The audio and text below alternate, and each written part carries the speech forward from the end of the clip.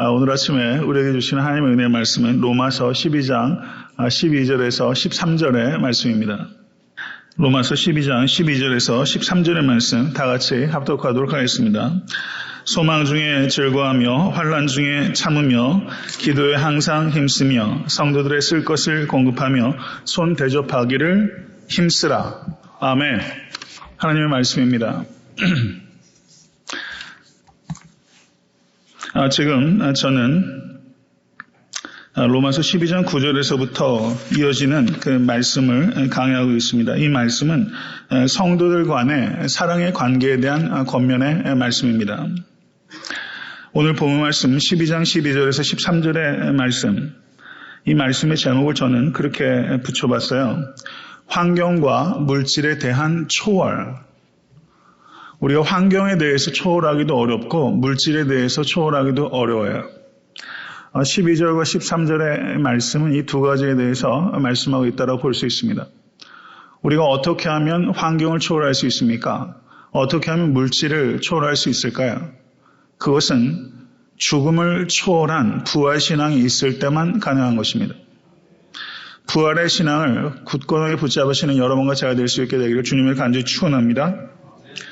소망 중에 즐거워하며 환난 중에 참으며 기도에 항상 힘쓰라. 우리가 다시 한번 이 부분을 읽어보죠. 소망 중에 즐거워하며 환난 중에 참으며 기도에 항상 힘쓰라. 이렇게 하시겠습니까? 이 얼마나 귀한 말씀이에요. 성도는 환경이 좋아서 웃고 환경이 나빠서 우는 존재가 아니라는 것입니다.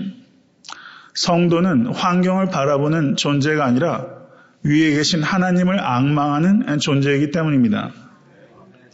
인간의 문제는 환경의 문제가 아니라 하나님과의 관계의 문제입니다. 이것을 진실로 받아들이시겠습니까? 나의 문제는 내 환경의 문제가 아니라 나와 하나님과의 관계의 문제예요. 이게 해결이 되고 하나님과의 관계가 가까워지게 되면 내 모든 삶의 문제들이 다 바라보는 관점이 바뀌게 되고 혹은 그 문제를 뛰어넘을 수 있는 능력과 은혜를 하나님께서 부어주시는 것입니다. 성도의 감사는 구원의 하나님을 인하여 감사하는 것입니다. 하박국 선지자가 기록한 것처럼 구원의 하나님을 인해서 감사하시는 여러분과 제가 될 수 있게 되기를 간절히 바랍니다. 성도의 힘은 무엇입니까? 느헤미야가 말했던 것처럼 여호와 하나님을 기뻐하는 것이 성도의 힘입니다. 성도라고 해서 자신에게 닥치는 환경을 선택할 수 없습니다. 성도에게도 갑작스러운 일이 닥쳐요. 시험과 그리고 고난과 예기치 못한 사건, 사고들이 성도들에게도 벌어지게 됩니다. 예외가 없어요. 예수 믿으면 싹싹싹싹 다 피해가는 것 아닙니다. 성도이기 때문에 더 혹독하게 당하는 고난도 있어요. 이것이 복음이 우리에게 말씀하는 것입니다. 성도도 자신에게 닥치는 환경을 선택할 수 없지만 성도는 환경을 대하는 나의 태도를 예수 그리스도 안에서 선택할 수 있습니다. What happens to me? 제가 항상 강조하는 것처럼 What happens to me? 나에게 닥치는 일을 성도가 선택할 수 없지만 What happens in me? 내 안에서 일어나는 일, 그 일은 성도가 선택할 수 있습니다. 믿음으로 선택하시는 여러분과 제가 될 수 있기를 간절히 소원합니다. 여러분, 안델센 동화집 안 읽어보고 자란 사람이 어디 있겠어요? 안델센이 크리스천인지 아닌지 전 잘 모르겠어요. 그런데 안델센이 초등학교도 못 나온 굉장히 가난한 유년 시절을 보냈대요. 그런데 안델센이 아버지는 굉장히 지독한 알코올 중독자였다고 합니다. 그런데 안델센이 이렇게 회고하는 거예요. 저에게 가난은 축복이었습니다. 가난했기 때문에 성냥팔이 소녀를 쓸 수 있었습니다. 못생겼기 때문에 미운 오리 새끼를 쓸 수 있었습니다. 이게 안델센의 고백이에요. 성냥팔이 소녀의 뒤에 이런 이야기가 있다는 것 혹시 아셨어요? 미운 오리 새끼 이면에 이런 시간이 있었기 때문에 쓸 수 있었다는 것 혹시 아셨어요? 이 얼마나 귀한 고백이에요. 사랑하는 성도 여러분, 크리스천인지 아닌지 모르겠지만 정말 인간다운 인간, 참 인간도 자신에게 주어지는 가난 혹은 여러 가지 핸디캡, 그것을 통해서 훨씬 위대한 인간으로 성숙할 수 있어요.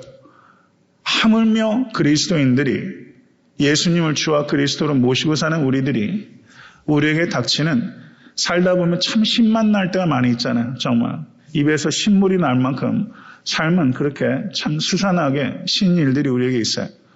그러면 정말 신일들이 우리에게 닥치게 되면 그 일을 가지고 레모네이드를 만드시는 여러분과 제가 될 수 있게 주님의 간절히 축원합니다. 하나님의 선하심을 신뢰하실 수 있게 되기를 바랍니다. 그런 하나님의 선하심은 절 따라하세요. 하나님의 선하심은 궁극적인 선하심입니다. 우리가 하나님의 선하심이 그때그때마다 내 욕구를 충족시켜주고 내 감각을 충족시켜주는 그런 얄팍한 선하심이 아니에요. 하나님의 선하심은 궁극적인 선하심. 우리의 인생의 많은 부분들이 어쩌면 내 인생의 끝에 가서야 하나님의 경륜이 이것이었군요 라고 고백하게 될 줄도 몰라요. 어쩌면 내 대해서는 충분히 이해하지 못하고 후대를 거듭해서 아브라함에게 주셨던 하나님의 약속이 몇 대를 거쳐서 그것이 성취됐던 것처럼 하나님의 선하심을 우리의 후손들이 찬양하게 되는 부분들도 있을지도 몰라요. 그리고 어떻게 보면은 역사의 끝에 가서야 우리가 하나님의 선하심을 온 인류가 모든 믿음의 선진들과 함께 참된 성도들이 하나님의 선하심을 노래하게 될 거예요. 믿으십니까? 하나님의 선하심은 광대한 선하심이고 내 인생의 끝에서 그리고 궁극적으로는 역사의 끝에서 그 모든 국면들이 드러나는 궁극적인 선하심입니다. 환경이 어떠하든지 불평할 수 없고 낙심할 수 없어요. 우리는 잠깐 낙심하는 사람이에요. 사람이니까 낙심이 되는 걸 어떻게 해? 너무 고달픈 일이 있잖아요. 제가 내일 설교 중에 얘기를 하겠지만 이번에 한국 이야기들 신문이나 매스컴 통해서 보시게 되면 어때요? 참 답답하고 마음이 아프고 솔직히 말하면 저는 너무 소망이 안 보여요. 인간적인 눈으로 보면. 내일 말씀을 설교 가운데 좀 드리겠지만 이번에 그 GOP에서 총을 맞아 죽은 젊은이들 가운데 제가 굉장히 사랑하는 선배 아들이 거기 있어요. 굉장히 신실한 크리스천입니다. 제가 참 좋아하는 선배예요. 그 내외를. 근데 애지중지 키웠던 아이가 거기 가서 총에 맞아 죽고 말았어요. 삶이라는 게 참 녹록치 않아요. 믿는 사람에게도 역시 예외가 아닙니다. 그렇지만 환경에 대해서 우리가 불평할 수 있고 낙심할 수 있고 말로 어떻게 설명이 안 되는 큰 환난들이 우리에게 있지만 우리는 그럼에도 불구하고 하나님의 목적과 방법에 대해서 우리는 신뢰하며 하나님의 선하심을 궁극적으로 신뢰하고 감사와 찬양을 잃을 수 없는 존재입니다. 믿으십니까? 우린 감사할 수밖에 없고 찬양할 수밖에 없어요. 하나님은 구원의 하나님이시기 때문입니다. 소망 중에 즐거워하며 환난 중에 참는 것, 이거 의지로 되겠어요? 이거 의지로 얼마나 할 수 있을까요? 소망 중에 즐거워하며 환난 중에 참는 것, 이건 의지로 안 돼요. 무엇으로 가능할까요? 그렇기 때문에 소망 중에 즐거워하며 환난 중에 참으며 기도에 항상 힘쓰며, 기도에 항상 힘쓰며라는 말이 여기 들어간 이유가 뭐겠어요? 기도하지 않고는 안 되는 거예요. 기도해야 이렇게 살 수 있어요. 기도해야 환경을 초월할 수 있는 것입니다. 성도 여러분, 제가 드리는 말씀에 한번 마음으로 한번 대답해 보세요. 기도와 일생이 일치합니까? 아니면 불일치한다고 생각하십니까? 기도와 인생이 일치한다고 생각하세요? 아니면 불일치한다고 생각하세요? 한번 대답해 보세요. No? 그러면 제가 설교를 이어가기 어려운데요. 기도와 인생은 일치합니다. 일치해요. 하나님께 우리가 기도한다고 해서 그 기도 다 들어주시는 거 아니죠. 저는 그렇게 안 하시는 하나님을 찬양합니다. 애가 원하는 대로 다 해주면 애가 어떻게 되겠어요? 처음에 애들 집에서 빼객빼객거리면서 애들이 크는데 8월이면 또 하나 나오는데 지금 앞이 캄캄합니다. 애가 원하는 대로만 해주면 저는 정말 부모 못 되는 거죠. 하나님께서 우리의 기도에 응답하지 않으시는 하나님, 저는 찬양하지 않을 수 없어요. 성도 여러분, 기도와 인생은 일치예요. 궁극적으로 일치하게 될 것입니다. 그것을 믿는 사람은 기도에 힘쓸 수밖에 없습니다. 기도가 중요하다는 것은 우리는 다 인정해요. 맞습니까? 그런데 기도가 중요하다는 기도의 당위성에 대해서는 다 인정하면서 기도를 실제 힘쓰고 있는 사람은 매우 적어요.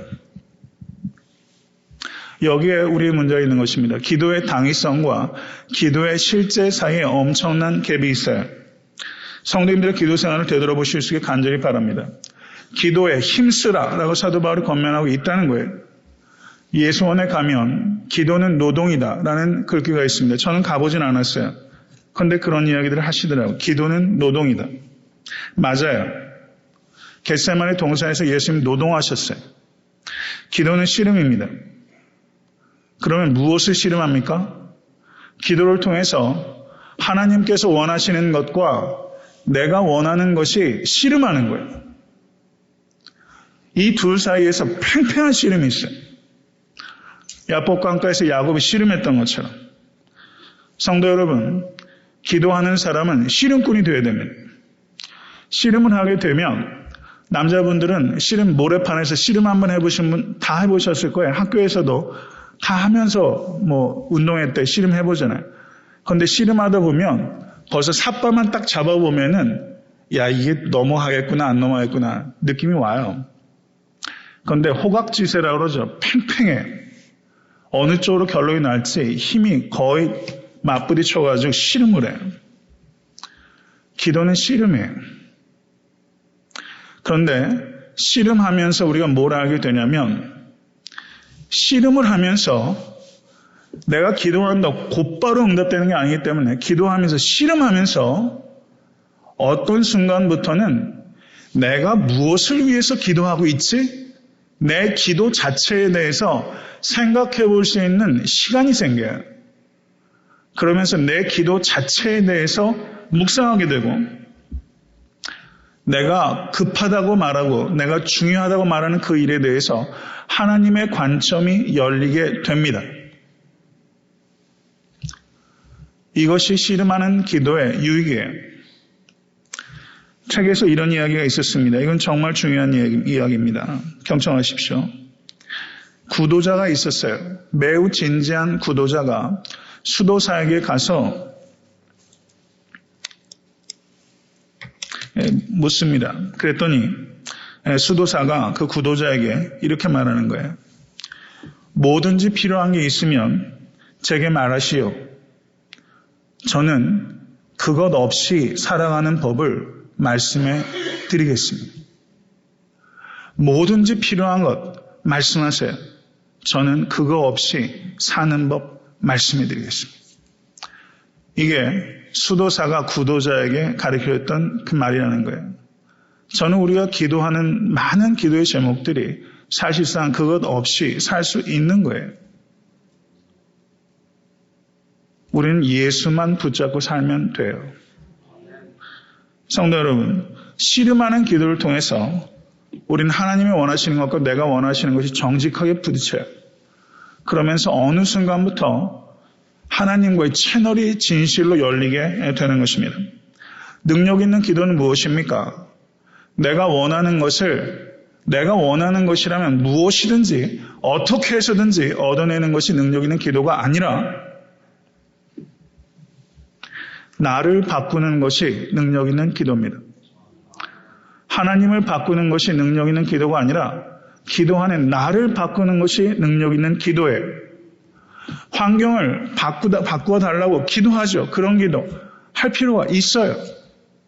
그렇지만 정말 중요한 것은 환경을 바꾸는 게 아니라 내가 바뀌는 거예요. 하나님께서는 환경을 바꾸어 주시던가 때로는 나를 바꿔주시던. 여러분, 애벌레가 이렇게 앞으로 가고 있어요. 앞에 큰 장애물이 있어요. 난감하죠. 애벌레가 때로는 하나님께서 장애물을 치워주기도 하지만 애벌레가 나비가 되어버리면 말이죠. 존재가 바뀌게 되면 날아가 버리는 거예요. 사랑하는 성도는 결국은 내가 바뀌어야 되는 거예요. 그 뒤에 13절의 말씀을 보십시오. 13절의 말씀 다 같이 한번 읽겠습니다. 성도들이 쓸 것을 공급하며 손 대접하기를 힘쓰라. 이렇게 살고 계세요.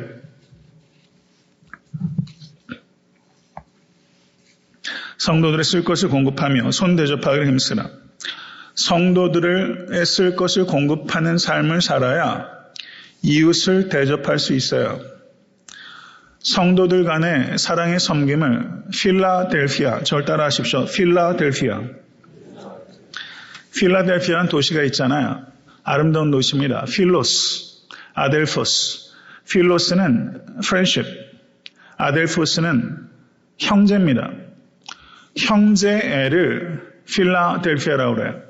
우리는 교회 안에서 필라델피아를 엑서사이즈 하는 거예요. 근데 교회 안에 필라델피아가 있습니까? 없습니까? 찾아보기 쉽습니까? 어렵습니까? 요즘 많은 교회들 안에 필라델피아를 찾아보기가 어려워요. 우리 교회는 어떠할까요? 깊이 생각해 보십시오. 필라델피아. 그 다음에 이웃을 섬기는 것을 필로크세니아라고 합니다. 절 따라 하십시오. 필로크세니아. 이웃을 사랑으로 섬기는 것을 필로크세니아라고 그래요. 필라델피아를 통해서 연습을 해서 필로크세니아로 나아가는 것이 성도의 삶이에요. 사도 바울은 그것을 우리에게 가르치고 있는 것입니다. 성도 간의 사귐을 코이노니아라고 말합니다. 성도들의 쓸 것을 공급하며 라고 했을 때 이 공급하다라는 동사가 코이오네오라고 하는 동사예요. 코이오네오, 코이노니아. 그러니까 성도 간의 fellowship, friendship, 성도 간의 교제는 코이오네오, 주는 것을 통해서 이루어지는 거예요. 성도 간의 fellowship은 쉐어링을 통해서 이루어지는 거예요.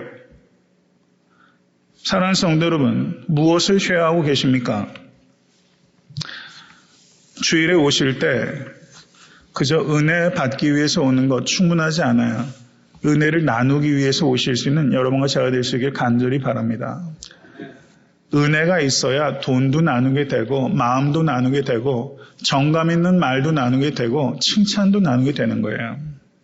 주일날 오시면서 성도 여러분 그렇게 마음을 좀 넉넉하게 크게 하고서 주일에 오세요. 은혜 받으시고 은혜 많이 나누시는 여러분과 제가 될 수 있게 되기를 간절히 소원합니다.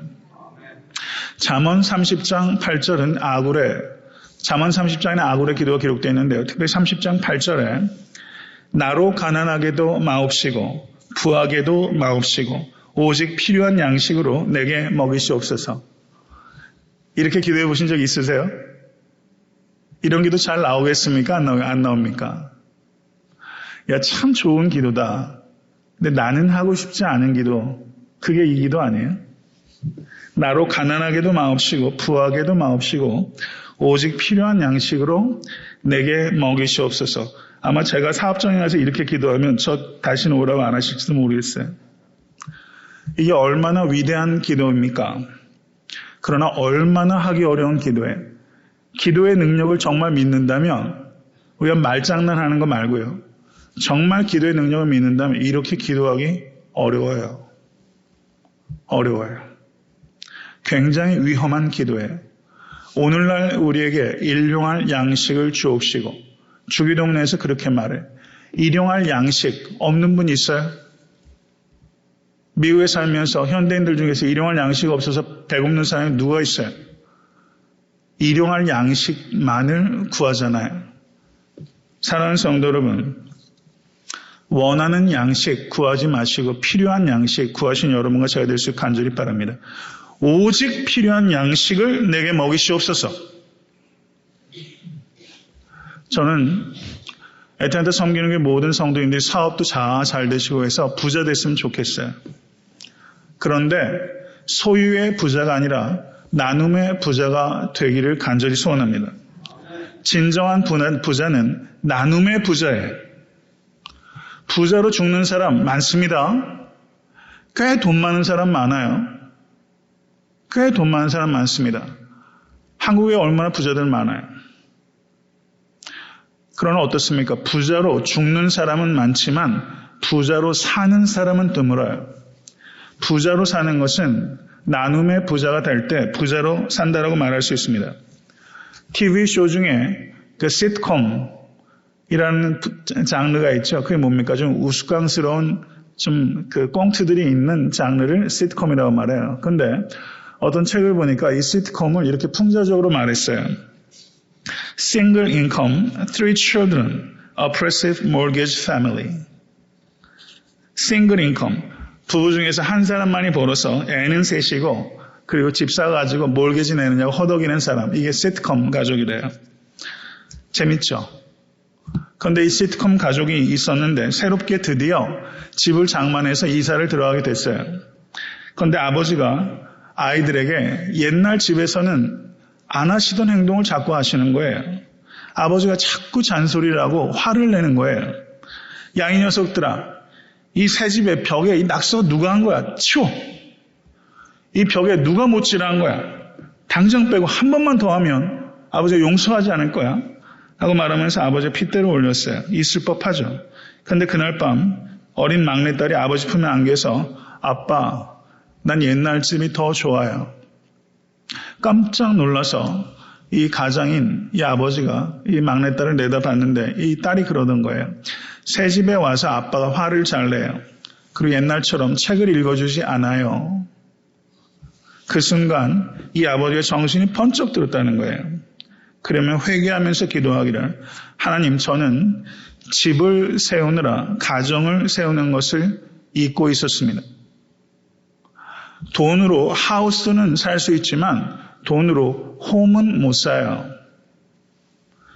돈으로 살 수 없는 것들이 많고 정말 중요한 것은 돈으로 못 삽니다. 침대를 돈으로 살 수 있지만 잠을 살 수 없어요. 시계를 살 수 있지만 시간 못 삽니다. 책을 살 수 있지만 지식과 지혜를 돈으로 못 삽니다. 지위를 살 수 있어요. 매관매직하는 일 아직도 있잖아요. 공천원금 냈다가 배탈난 인간들 얼마나 많습니까? 지위를 살 수 있지만 존경 못 삽니다. 피를 살 수 있지만 생명 못 사요. 사랑하는 성도 여러분, 돈의 한계를 아는 부자가 되시기를 간절히 소원합니다. 휴가 갔다 와서 설교를 얼마나 하고 싶었는지 원고 꽤 깁니다. 엽전 한번 생각해. 엽전에는 중간에 구멍이 나 있어요. 엽전을 만들 때 이런 뜻으로 만들었는지는 잘 모르겠지만 이런 이야기를 글로 보면서 참 맞는 얘기다. 엽전을 보면요, 구멍이 상평통보라고 그러나요? 구멍이 뻥 뚫려 있어요. 엽전으로 사람이 보여요. 엽전으로 내 부모가 보이고 내 자식들이 보이고 내 형제가 보여요. 엽전으로 이웃 사람들이 보여요. 저작거리에서 신음하는 사람들 엽전에 그 구멍 안으로 보여요. 돈만 보이면 망한다는 뜻입니다. 성도 여러분, 돈만 보입니까? 아니면 사람이 보입니까? 절 따라 하시기 바랍니다. 사람을 사랑하고 돈을 사용하자. 그런데 어때요? 돈을 사랑하고 사람을 이용하잖아요. 그런 경우가 얼마나 많아요. 마지막으로 헌금 생활에 대해서 좀 말씀을 드리고 싶어요.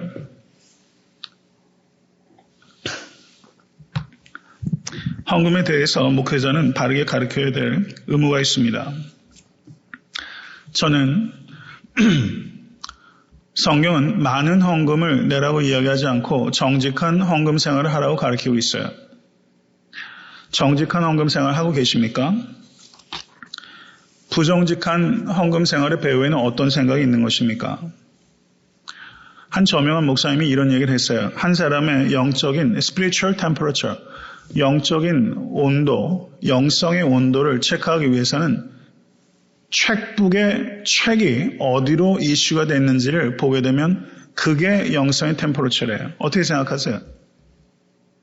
그게 가장 객관적인 그 사람의 spiritual temperature, 영적인 온도계다. 저는 그렇다고 생각해요. 예전에 제가 교회를 개척한 지 얼마 되지도 않았는데 가끔 전화를 이렇게 오시게 되면 좀 재밌는 얘기 하신 분들이 있어요. 11조를 내는 것이 성경적입니까? 성경적이지 않습니까? 뜬금없이 전화가 저한테 그런 얘기를 하세요. 그러면 어떻게 전화로 대답해야 돼요? 그런 분이 여러 분 계셨어요.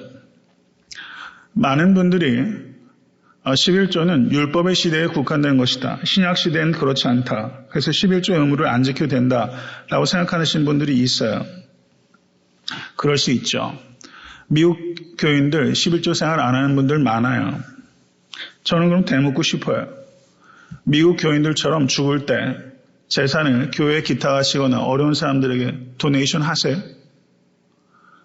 제가 그 알라바마 쪽에 어느 교회에 가서 제가 한번 설교를 한 적이 있었습니다. 2009년도에.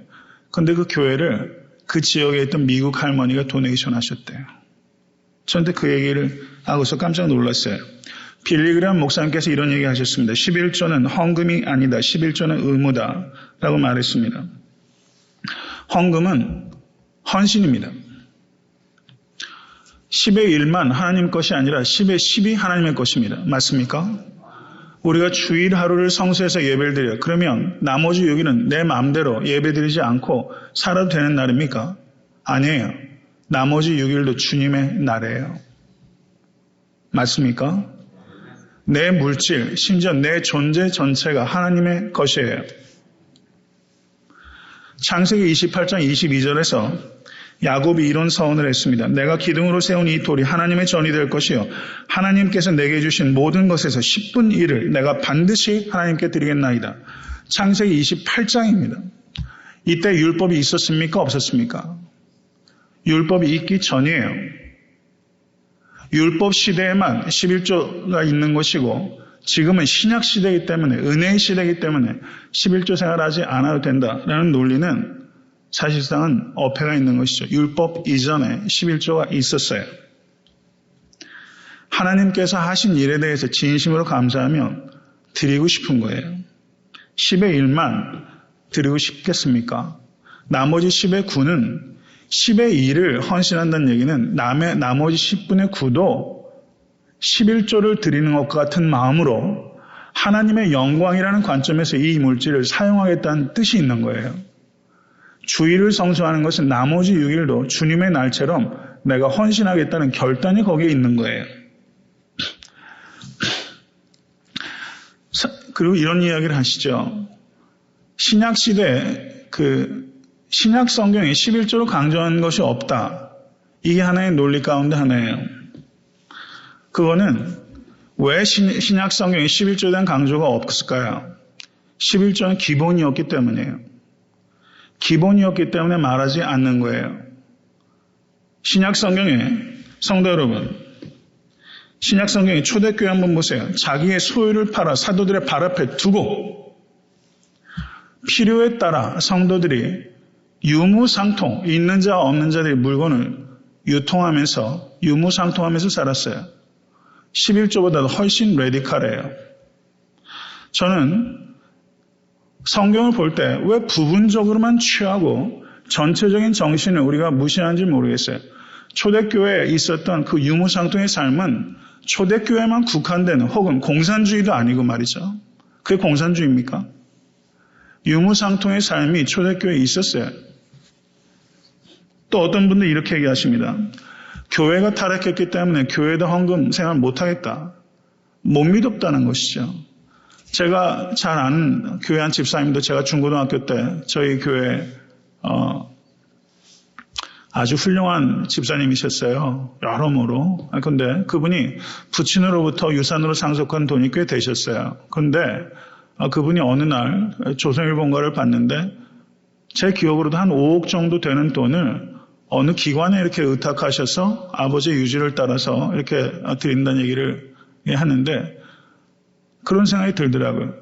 교회가 미덥지 않은 거예요.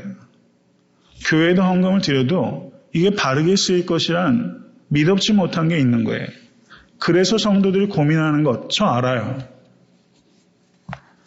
근데 우리가 좀 깊이 생각해 볼 필요가 있어요. 예수님께서 마가복음 11장에 예루살렘 성전에서 돈을 바꾸는 사람, 그리고 비둘기 같은 걸로 폭리 취하고 있던 사람.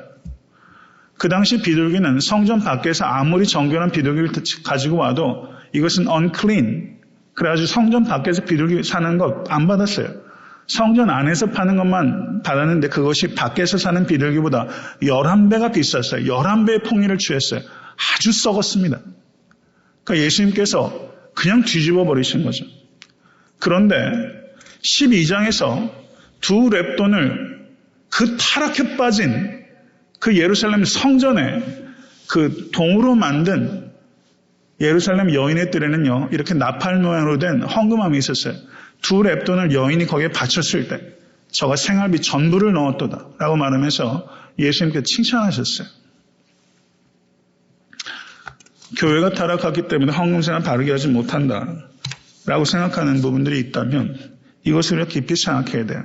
예수님께서 11장에서 판을 엎으셨지만 12장에서는 두 렙돈을 드린 이 과부를 칭찬하고 있는 거예요. 예수님께서 헌금의 의무 자체를 부인하신 적이 없습니다. 그러면 이렇게 저는 또 한 번 묻고 싶은 거예요. 만약에 교회가 믿음지 못해서 헌금생활을 제대로 할 수 없다라고 말하면 다른 곳에는 기탁하고 계십니까? 그 물질, 어렵고 힘든 사람, 필로크세리아 위에서 그 물질 드리고 있습니까? 그렇기 때문에 앞뒤가 안 맞는 거예요. 교회가 타락했더라도 그러면 나머지 물질, 이웃을 위해 써야죠. 믿음이 안 되면 헌금생활 못하죠. 그것에 대해서는 뭐라고 못해요. 그렇지만 정말 믿음이 있다면 헌금생활 하셔야 됩니다. 성도 여러분, 저는 고민하는 게 있어요. 저 뭘 고민하냐면요. 어떻게 하면 헌금을 더 많이 걷어들일까? 전 그런 고민 안 합니다. 어떻게 하면 헌금을 바르게 사용할 수 있을까? 이것에 대해서 고민해요. 저는 성도님들이 너무나 헌신하고 있다는 것을 알아요. 목회자보다 성도님들이 훨씬 순수하게 하나님 섬기는 측면이 있을 수 있다고 봐요.